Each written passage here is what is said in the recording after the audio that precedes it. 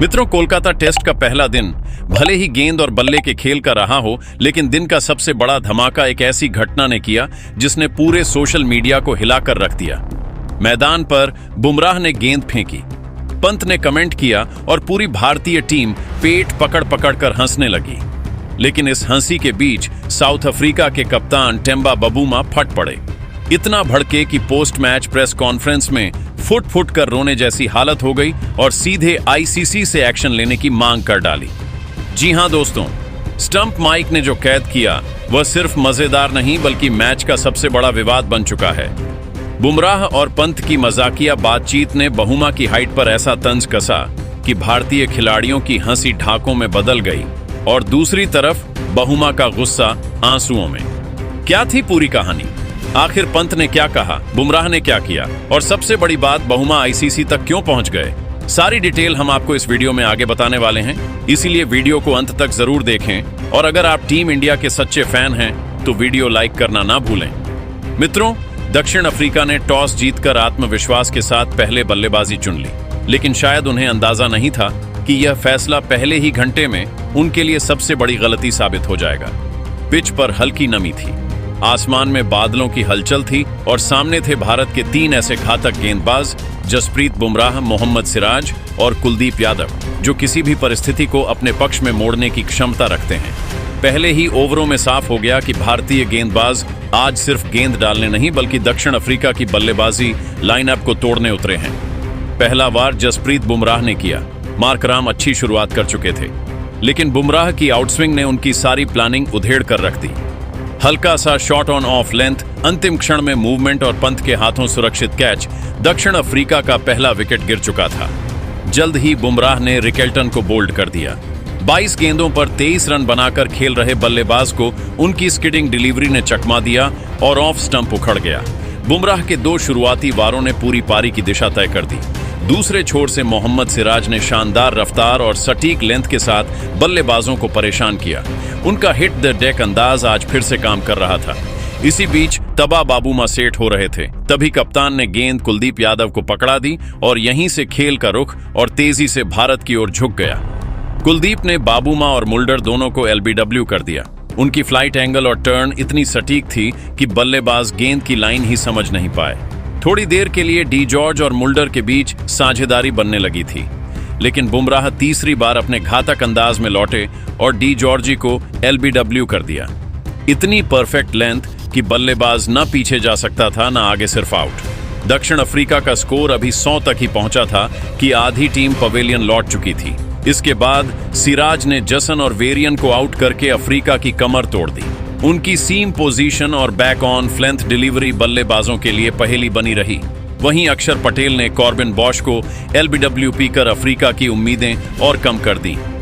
आखिर में फिर से बुमराह ने हरमर और महाराज को आउट करके पारी को खत्म किया। यह बुमराह का दिन था।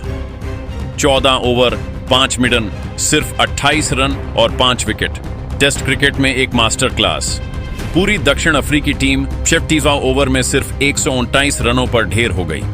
भारतीय गेंदबाजी, स्विंग, सीम, स्पिन, हर पहलू में अफ्रीका पर भारी पड़।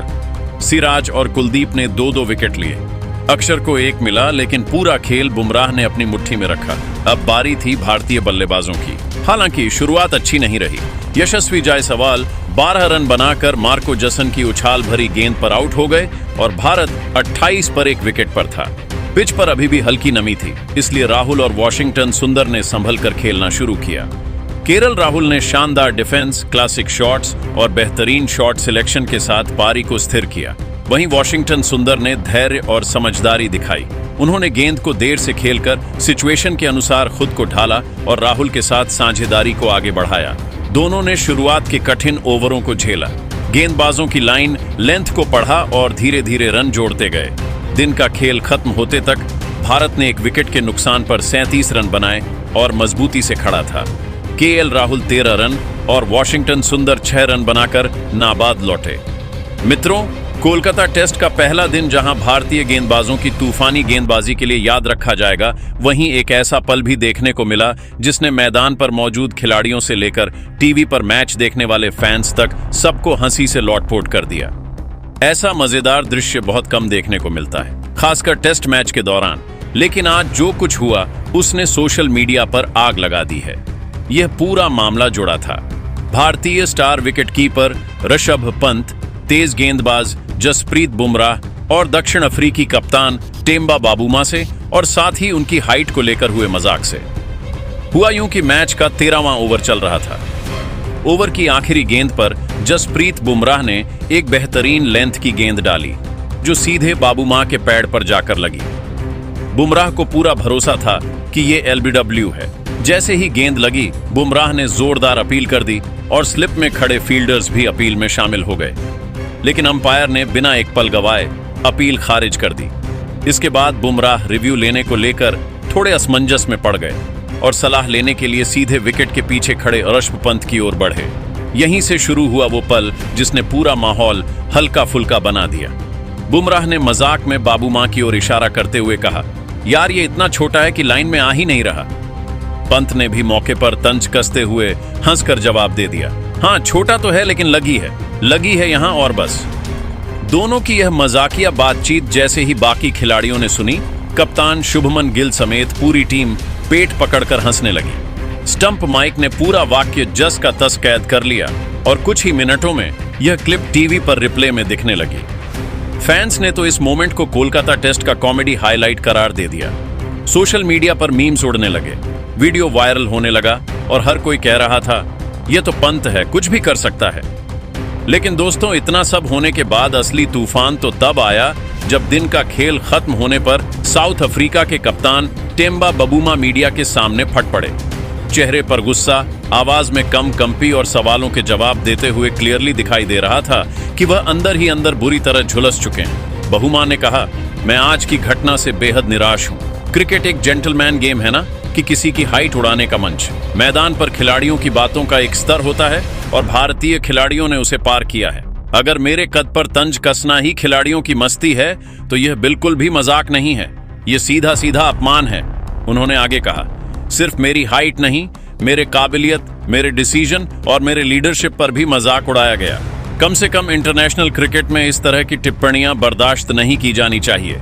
मैं मैच रेफरी और आईसीसी दोनों से अपील करूंगा कि इस तरह की बातें रोकने के लिए तुरंत सख्त कदम उठाए जाएं। कोई खिलाड़ी अपनी शारीरिक बनावट पर ताने सुनने के लिए नहीं खेलता। यही नहीं रुके और आगे बवाल बढ़ाते हुए बोले, बुमराह और पंत जैसे बड़े खिलाड़ी अगर इस तरह कैमरे में कैद होकर मजाक उड़ाएंगे तो ये दुनिया को क्या संदेश देगा? ये खेल की प्रतिष्ठा गिराता है। हम यहाँ क्रिकेट खेलने आते हैं, किसी कॉमेडी शो में नहीं। बाबूमा ने भारतीय खिलाड़ियों पर अप्रत्यक्ष वार भी किया। मेरे कद पर बात करना आसान है, लेकिन असली कद मैदान पर दिखता है और आज हमने खराब खेला, यह मैं मानता हूं। लेकिन इसका मतलब यह नहीं कि आपको व्यक्तिगत टिप्पणियां करने की आजादी मिल जाए। आईसीसी को ऐसे व्यवहार पर तुरंत कार्रवाई करनी चाहिए। अगर आज नहीं रोका गया तो आगे यह चीजें और बढ़ेंगी। अंत में उन्होंने बेहद तीखे लहजे में कहा, मैंने अपने मैनेजमेंट से बात की है, हम इस पूरे मामले पर औपचारिक शिकायत दर्ज कराएंगे। खेल में मजाक तक ठीक है, लेकिन इंसल्ट नहीं। अब देखना दिलचस्प होगा कि आईसीसी इस पर क्या कदम उठाता है। क्या यह मजाक सिर्फ फनी मोमेंट बनकर रह जाएगा या बाबूमा की शिकायत इसे बड़ा मुद्दा बना देगी? एक बात तो तय है, कोलकाता टेस्ट का पहला दिन बल्ले और गेंद के साथ साथ स्टंप माइक एंटरटेनमेंट के कारण भी यादगार बन गया है। मित्रों, आपको क्या लगता है? क्या साउथ अफ्रीकी टीम इंडिया के तूफान में उड़ जाएगी? नीचे कमेंट में बताइए और ऐसे ही रोमांचक क्रिकेट अपडेट्स के लिए चैनल को लाइक, शेयर और सब्सक्राइब करना मत भूलिए। खेलना पड़ता है, लेकिन हमारे बल्लेबाजों ने वही गलतियां की जो उन्हें बिल्कुल नहीं करनी चाहिए थी। क्रेडिट टीम इंडिया का है। जसप्रीत बुमराह ने जो गेंदबाजी की है वह टेस्ट क्रिकेट की मास्टर क्लास है। उनका स्पेल सिर्फ विकेट लेने वाला नहीं होता, वह बल्लेबाज के आत्मविश्वास को भी तोड़ देता है। सिराज की आक्रामकता और कुलदीप यादव की टर्न ने ऐसे बैटिंग को पूरी तरह से दबाव में ला दिया। इंडियन टीम इस समय दुनिया की नम और वन टेस्ट साइड इसलिए है क्योंकि वे मौके को भुनाना जानते हैं। तो मित्रों, चैनल पर नए हैं तो राजित राम ट्यूटोरियल चैनल को सब्सक्राइब कीजिएगा। जय हिंद, जय भारत।